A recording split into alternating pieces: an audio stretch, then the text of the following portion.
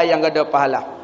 Yang ada pahala puasa. Yang pertama semungut yang ada.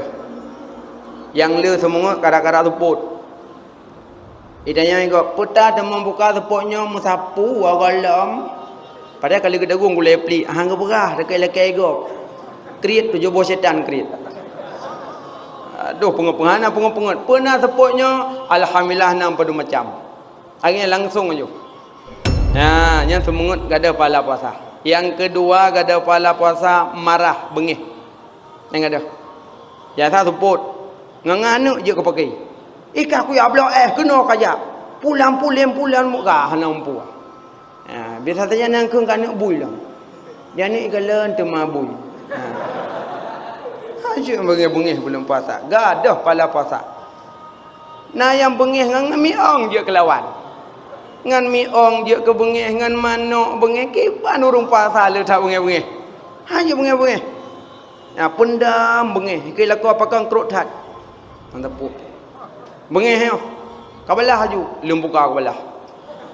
Ha, yo buka balah eno nak ada pala. Hanya bengih-bengih. Yan. Alinya gak ada pala puasa lom yang kelih bangkit syahwat. Yang ada.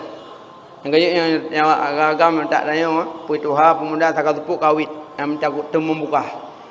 Gaya munyo tepuk, munyo nek-nek nampu muka pulut hai belau.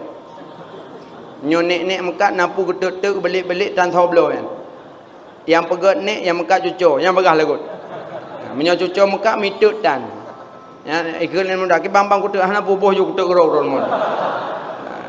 Sabak kan pulut awak mekat berdari. Kerja ya agak-agak masai wait ya setet orang tari-tari. Yang menyo jaga anak agam yang gak ada pala puasa. Ini hati-hati ni man. Yang kerja lebih agak baik wait di situ pun.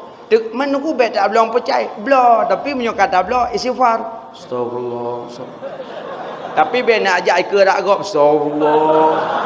Itu yang lewat muka apa bang astagfirullah. Aneh mana. Tanya kan negara. Tim Fanwa bos. Nya hendak tak kala metu pulang lembu. Nyo. Apa? Beda wo you. Nyo kan. Surau belum nak lagot. Ana je cok mau apa? Kan tu dah toilet dia dah cok mentang. Nya ka kalenya you. Yang kerja yang bangkit syahwat yang hanali pala puasa. Menyorinang ya kemiak go EU belum puasa. Saya kena orang EU kana you ba urat deh nako.